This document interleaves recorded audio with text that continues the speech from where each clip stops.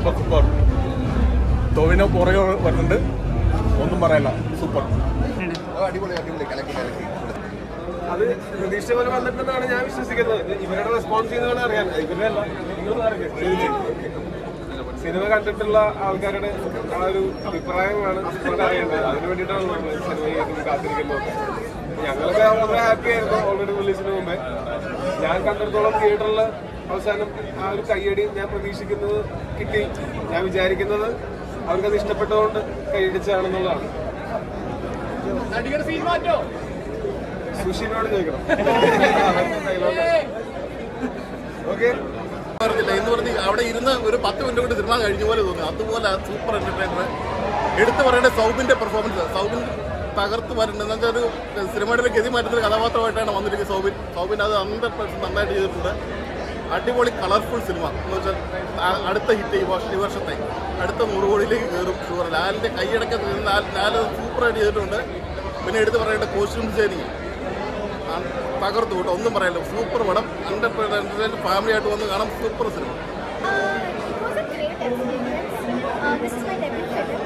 So from the beginning, Jean and I really trusted the project. So that really helped me bring out the maximum I could bring out from my creativity. So I'm very happy. Thank you.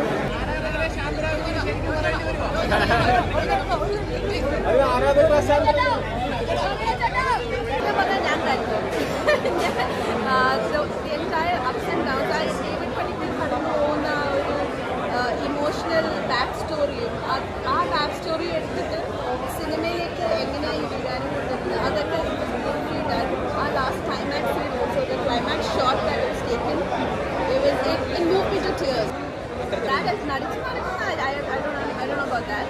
But as actors അതൊരു professional. അപ്പോൾ ഒരു പഠിക്കാൻ പറ്റുന്ന ഒരു പ്രൊഫഷനുമാണ്. അപ്പോൾ അത് തെറ്റാണ് അത് ശരിയാണെന്നൊന്നും പറയുന്നത് എനിക്കൊരു ഇതില്ല. പക്ഷെ എനിക്കത് വർക്കായി. ഇതിനോണ്ട് ടോവിനോന് പുറത്ത് കൊടുത്തേക്കുന്ന ക്യാരക്ടർ അങ്ങനെ ഒരു ക്യാരക്ടറായിരുന്നു. ആ ക്യാരക്ടറിനെ ടോവിനോ നല്ലോണം ജസ്റ്റിഫൈ ചെയ്തു. സൗബിൻ നല്ലോണം ചെയ്തു. സൗബിൻ്റെ ക്യാരക്ടർ ഭയങ്കര നല്ല ക്യാരക്ടറായിരുന്നു, നല്ലോണം ചെയ്തു. നല്ല അടിപൊളി എക്സ്പീരിയൻസ് ആയിരുന്നു. എല്ലാവരും ഫ്രണ്ട്സാണ്. അവരുടെ കൂടെ അഭിനയിക്കുന്നത് കുറച്ചുകൂടെ എളുപ്പമാണ്. ലാൽ ജൂനിയർ ഞാൻ ഇങ്ങനെ മൂവിയിലെ പ്രതീക്ഷ. ഞാൻ കുറച്ച് ട്രെയിലർ കണ്ടപ്പോൾ കുറച്ച് വൈബ് വിചാരിച്ചു.